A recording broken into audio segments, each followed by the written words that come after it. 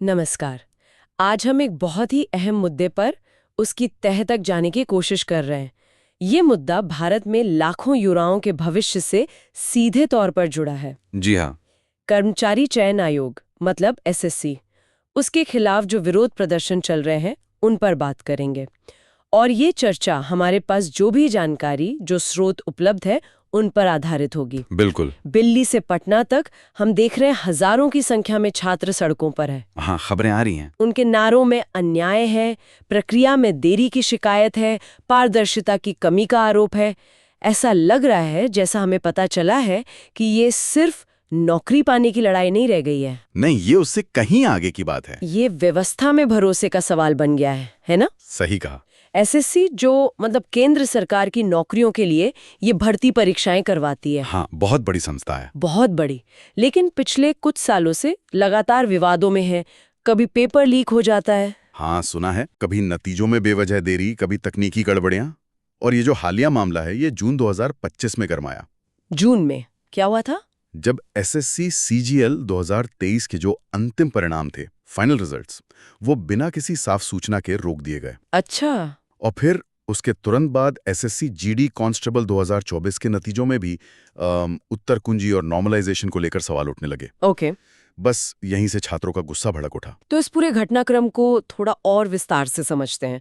मतलब ये विरोध कब और कैसे शुरू हुआ, इसकी जड़ें कितनी गहरी हैं? हाँ, ये समझना बहुत जरूरी है कि ये गुस्सा कोई अचानक नहीं फूटा है। ये सालों से जो शिकायतें जमा हो रही थीं, ये उसका नतीजा है। जानकारी यही कहती है कि विरोध की शुरुआत हुई 10 जुलाई 2025 को। जुलाई में? हाँ, दिल्ली में जो सीजीओ कॉम्प्लेक्स है, एसएससी का मुख्यालय, वहां से। लेकिन बात सिर्फ दिल्ली तक रुकी नहीं रुकी। देखते ही देखते आग बिहार, फिर उत्तर प्रदेश, मध्य प्रदेश, पश्चिम बंगाल, मतलब कई राज्यों में फैल गई। और सोशल मीडिया पर भी काफी कुछ चल रहा है शायद। हाँ, बिल्कुल। ट्विटर वगैरह पर हैशटैग्स चल रहे हैं। हैशटैग जस्टिस फॉर एसएससी है, एसएससी जीडी स्कैम है, ये सब ट्रेंड कर रहे हैं। छात्र सिर्फ विरोध नहीं कर रहे हैं, उनकी मांगे भी बिल्कुल साफ हैं। हाँ, ये जानना जरूरी है। मांगे क्या हैं इनकी? क्या ये सिर्फ रुके हुए नतीजों को जारी करने की बात है या कुछ और भी है? नहीं, मांगे काफी व्यापक हैं।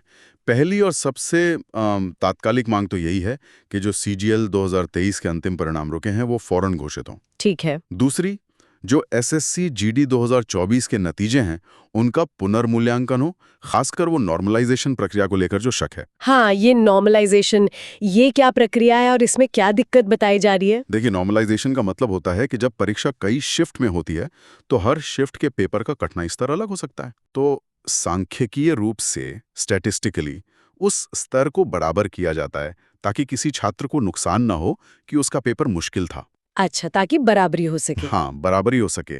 लेकिन छात्रों का आरोप है कि ये प्रक्रिया पारदर्शी नहीं है। मतलब कैसे किया जा रहा है, ये साफ नहीं है। और उन्हें लगता है इसमें गड़बड़ी की आशंका है, जिससे उनके नंबरों पर असर पड़ा है। ये तो गंभीर बात है। बिल्कुल। इसके अलावा छात्र एक स्थायी भर्ती कैलेंडर भी मांग रहे हैं। कैलेंडर मतलब परीक्षाओं और नतीजों की तारीखें पहले से तय हों। एक फिक्स्ड शेड्यूल हो, ये नहीं कि आज परीक्षा हुई, नतीजा कब आएगा पता नहीं। हाँ, ये अनिश्चितता खत्म हो। बिल्कुल। और वो ये भी चाहते हैं कि जो देरी हो रही है, जो तकनीकी गड़बड़ियां हैं, उनके लिए जो भी अधिकारी जिम्मेदार हैं, उन पर कार्रवाई हो। जवाबदेही तय हो। अच्छा, जवाबदेही। और पांचवी अहम मांग ये है कि भविष्य के लिए परिणाम और नॉर्मलाइजेशन की एक पूरी तरह पारदर्शी, ट्रांसपेरेंट व्यवस्था लागू की जाए। उनका साफ कहना है, हमें खोखले वादे नहीं चाहिए, हमें न्याय चाहिए, समय पर काम हो और जवाबदेही तय हो। अच्छा, तो इतनी सारी मांगे हैं और विरोध भी बढ़ रहा है। इस पर एसएससी या सरकार की तरफ से कोई प्रतिक्रिया आई है? कुछ कहा है उन्होंने? शुरू में तो देखिए, एसएससी की तरफ से काफी चुप्पी रही।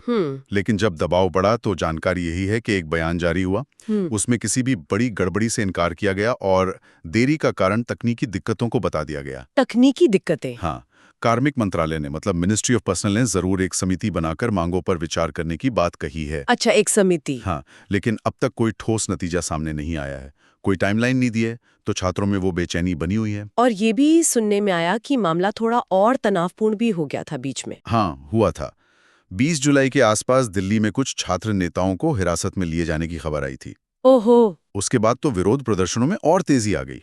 अब सिर्फ छात्र ही नहीं है, उनके शिक्षक हैं, उनके माता-पिता, अभिभावक हैं और सिविल सोसाइटी के लोग भी खुलकर समर्थन में आ रहे हैं। मतलब दायरा बढ़ गया है। हाँ, ये दिखाता है कि मुद्दा कितना गंभीर हो गया है। तो आज यानी 4 अगस्त 2025 को जमीनी हालात क्या है?